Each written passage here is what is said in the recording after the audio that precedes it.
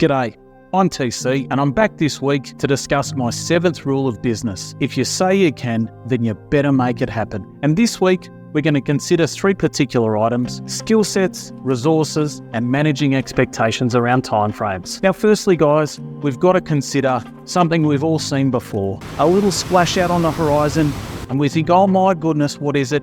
Yes, it's a freaking whale. And the temptation, as we've all had, is to jump right in and say, yes, I can do it.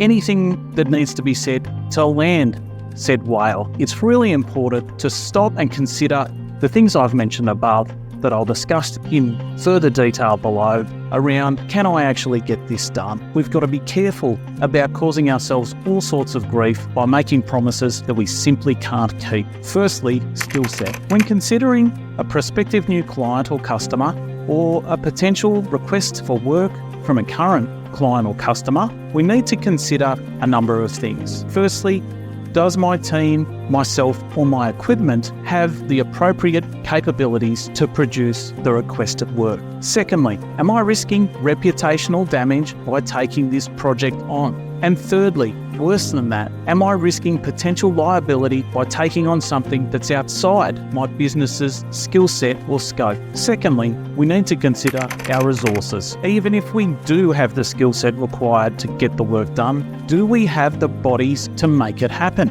Or right at this point in time, is it beyond our capacity? We need to consider, how is the drain on our resources going to impact the remaining work that we have on? This skill set and resourcing issue was something that was very real for me a number of years ago in my accounting practice. We'd shifted and grown, and a number of our clients had grown and were doing wonderful things. I needed to consider their trajectory over the coming years and whether or not we had the appropriate skill sets and resources to move with them. On reflection, I had a very clear choice to make: either merge my practice to improve the range of skill sets and increase our resources, or accept the fact that over the coming years, a number of these clients who were moving and shaking were going to need to look elsewhere, business advisory and tax needs. I chose the wise choice, ultimately the only choice: move and grow with these wonderful clients. I merged my practice, and it's been the best thing for me and the vast majority of my clients. The third thing to consider here is managing expectations around timeframes. And this is a very difficult one, but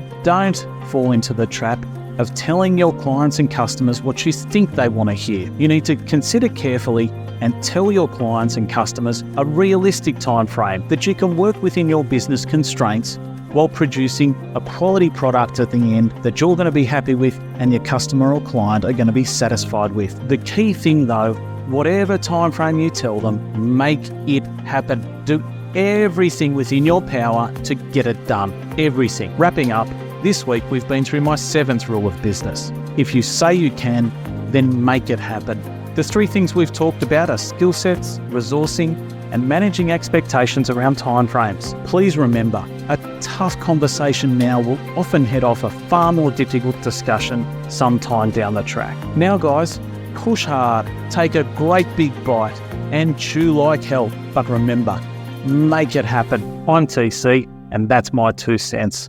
Now, before you jet, if you've got something out of that, like or subscribe. If there's anything about which you'd like my 2 cents, hit me up at this email address.